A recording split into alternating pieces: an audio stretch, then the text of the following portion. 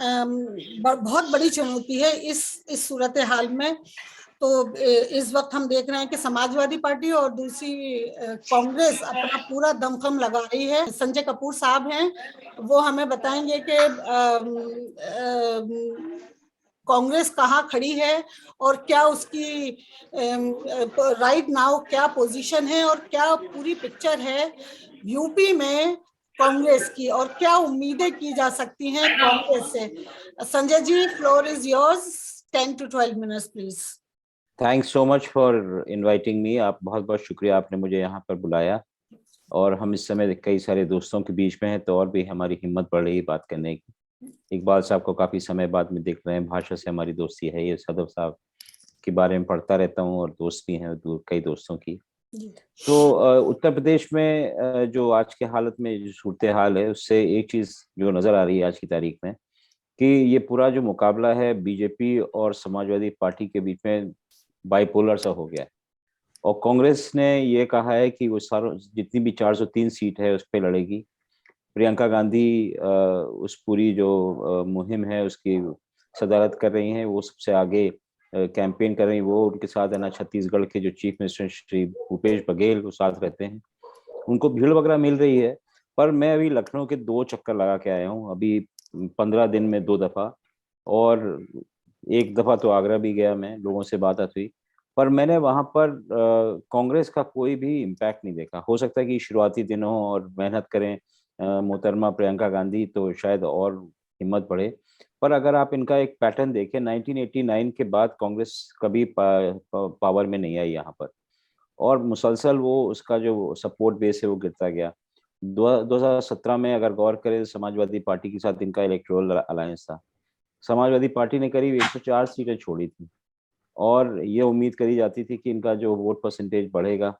Samajwadi party का तो vote percentage तकरीबन वही रहा जो रहता है, बल्कि अगर आप उस कॉन्टेक्स्ट में देखें कि दो करीब 300 सीटें लड़ी थी, तो उनको वोट परसेंटेज ना कम होना चाहिए था, पर उनका ठीक ठाक था।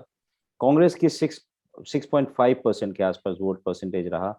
सीटें भी बहुत कम आई। तो एक सवाल जो बार बार यूपी में भी दिखाई पड़ता है, बिहार में भी दिखाई पड़ता है, कि जब आपका इलेक्टोरल अलायंस होता है तो समाजवादी पार्टी का यूपी में, या आपका जो तेजस्वी यादव की पार्टी जेडीयू का जो वोट है वहां पर, वो कांग्रेस को ट्रांसफर नहीं होता है। तो अपने आप में जितनी भी पुराने जनता दल या समाजवादी पार्टी जो हैं, अपने आप में ठीक करती है, इनका वोट बेस इंटैक्ट है।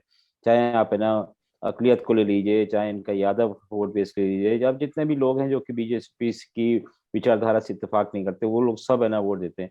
पर कांग्रेस को उसका फायदा नहीं हो रहा है। यही बात है ना बिहार में हुई। बिहार में तेजस्वी यादव का जो हारने का कारण था कि कांग्रेस कमजोर रही। कांग्रेस के ऊपर किसी का वोट भी नहीं गया, कांग्रेस किसी का वोट ट्रांसफर भी नहीं कर पाती। तो यहाँ पे भी जो यूपी के अंदर भी हालात कुछ ज्यादा अच्छे आज की तारीख में दिखाई नहीं दे रहे हैं। एक तो यूपी में ये हुआ है कि जितने भी तमाम कांग्रेस के नेता थे, वो सब लोग पिछले कुछ दिनों में, क्योंकि यहाँ पर काफी बदहाली थी, कितने समय तक ऑपोजिशन में रहे, उसके लिए भी बहुत स्टेमिना चाहिए होता है कांग्रेस के अंदर। 1989 से लेकर अब तक है ना, आप ऑपोजिशन में रहने का मतलब ये है कि आप अपनी आपकी जो पूरी हैसियत है वो गिर जाती है। तो 2-4 बड़े नेताओं को छोड़ के तमाम लोग चले गए। अभी रिसेंटली आपके जितिन प्रसाद जो कि कांग्रेसी परिवार से आते थे, उन्होंने बीजेपी ज्वाइन कर ली। एक और भी है कमलापति त्रिपाठी, जो कि बेसिकली ब्राह्मण पॉलिटिक्स और कांग्रेस की पॉलिटिक्स के प्रतीक नजर आते थे। उनके ग्रेट ग्रैंडसन श्री ललितेश त्रिपाठी, उन्होंने पार्टी छोड़ दी। वो तो प्रियंका गांधी के भी बहुत करीबी माने जाते थे, जवान हैं और अच्छे ऑर्गेनाइजर थे, और उन्होंने सोचिए कि अभी कुछ दिन पहले टीएमसी ज्वाइन कर दी। यूपी में तो तृणमूल कांग्रेस कोई जानता भी नहीं है, और तृणमूल का मतलब ही नहीं जानते, तभी भी लोगों ने उसको ज्वाइन कर लिया। क्यों ज्वाइन करा अभी तक ये नहीं पता है। परंतु वहां पर श्री प्रशांत किशोर काफी है ना समय से तमाम मिडिल लेवल जो नेता हैं कांग्रेस के, उनसे बात करें कि आप कांग्रेस छोड़ के तृणमूल कांग्रेस ज्वाइन कर लीजिए। एक आध लोगों ने हमको फोन करके भी कहा कि वो उधर से वहां से ऑफर आया है, तो क्या करा जाए। मैंने कहा क्या, ये तो आप सोचिए क्या करा जाए, पर ये इन्फॉर्मेशन लेने का तरीका भी होता है, पता चलता है कि कौन कहाँ जा रहा है। तो वहां पर इस तरह की कोशिश हो रही है कि प्रियंका गांधी, राहुल गांधी, एक उनके प्रदेश अध्यक्ष श्री लल्लू जी, उन 4-6 नेताओं को छोड़ के कोई पीछे बचे ना। और बहुत ही मेथोडिकली कांग्रेस को इरोड करा गया है। उन लोगों ने ये देखा है कि जो मिडिल लेवल जो ऑर्गेनाइजर है उससे क्या फायदा होगा, कौन सी जाति का है, इस तरीके से नीचे के तमाम लोगों को धीमे धीमे गायब कर दिया गया है। तो ये एक वजह हो सकती है कि प्रियंका गांधी का जो पूरा इलेक्शन पिच है आज की तारीख में, जो कि उन्होंने प्रॉमिस किया कि 40% महिलाओं को लेकर आएंगी, उनको टिकट बांटेंगी, सबको एक स्कूटी देंगी और एक है ना ये आपका लैपटॉप भी देंगी, या लैपटॉप नहीं तो आईपैड देंगी। तो ये सब चीजें अपने आप में काफी सम्मोहक हैं, लोगों को रुझाने के लिए अच्छी हैं, पर वोट में कैसे ट्रांसलेट होंगी ये आज की तारीख में पता नहीं।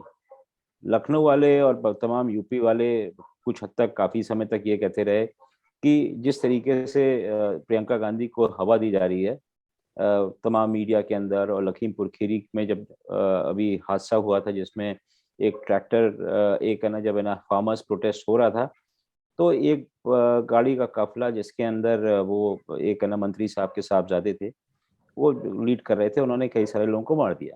तो प्रियंका गांधी ने वहां पे गई, और राजनीतिक नेता तो नहीं गए थे, वो ही गई।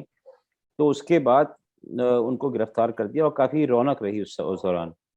तो एक आरोप ये लगाया गया कि प्रियंका गांधी को बिल्डअप दिया जा रहा है सरकार की तरफ से, जिससे कि वो कुछ हद तक अगर कांग्रेस चढ़ती है तो उससे समाजवादी पार्टी का जो वोट है वो गिरेगा।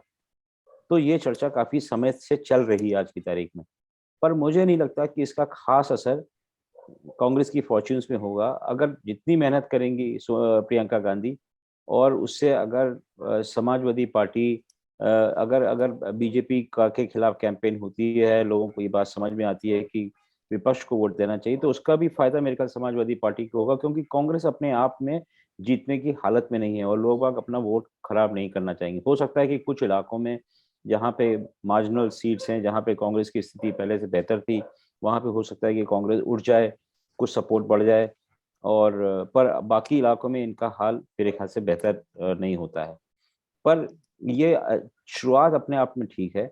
कांग्रेस को फिर से जिंदा करने के लिए अगर प्रियंका गांधी अड़ी रहें, 400 सीटों पे लड़ें, और कई सारे इलाकों में जहां पर उनको लगता है कि अगर जीत जाती हैं, तो हो सकता है कि एक post poll alliance Samajwadi party के साथ करके वो अब सरकार बनाने की स्थिति में होती हैं। अगर जो सर्वे रिपोर्ट दिखाए जा रहे हैं और जमीन से जो रिपोर्ट आ रही है कि समाजवादी पार्टी अपने आप में काफी बढ़ चढ़ के ना कैंपेन भी कर रही है, उनको सपोर्ट भी मिल रहा है।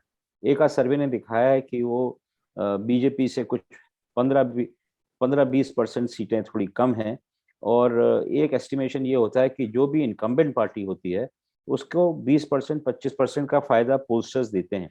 वो अपने आप एक आकलन लगा लेते हैं, क्योंकि हिंदुस्तान में तो कोई भी चीज़ है ना ट्रूथफुल नहीं होती है, सब लोग है ना जो सत्ता में होता है उससे डरते हैं।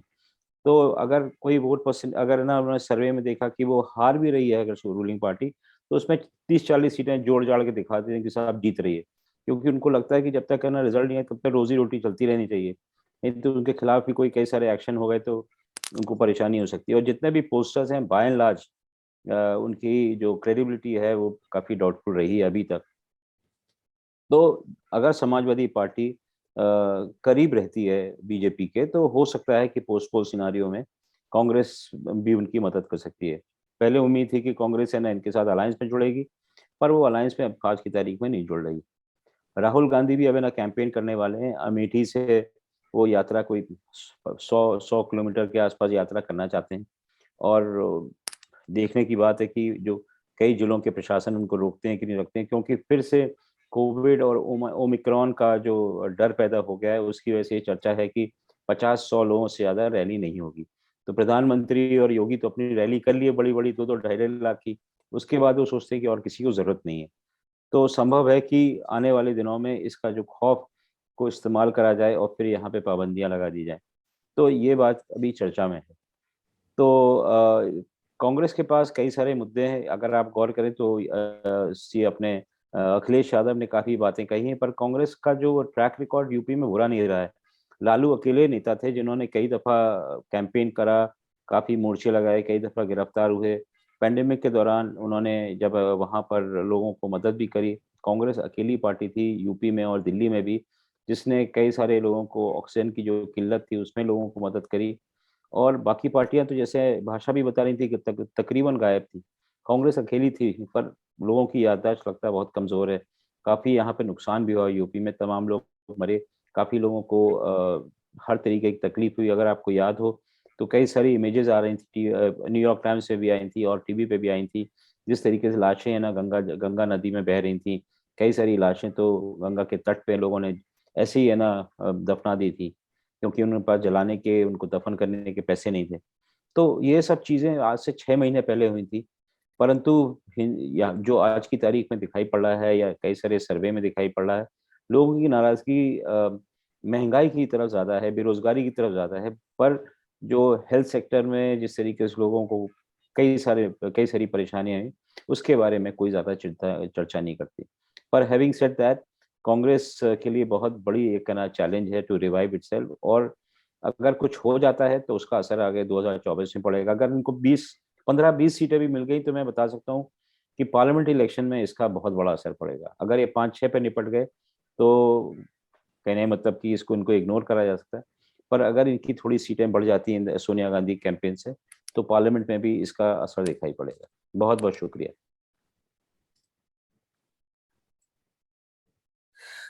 पता नहीं कि तन्हा लड़ने का जो पॉलिटिकल सिचुएशन है यूपी की इस वक्त, उसमें तन्हा लड़ने का फैसला कितना अहम है, सिर्फ वक्त ही इसको साबित करेगा कि क्या सही है और क्या गलत है।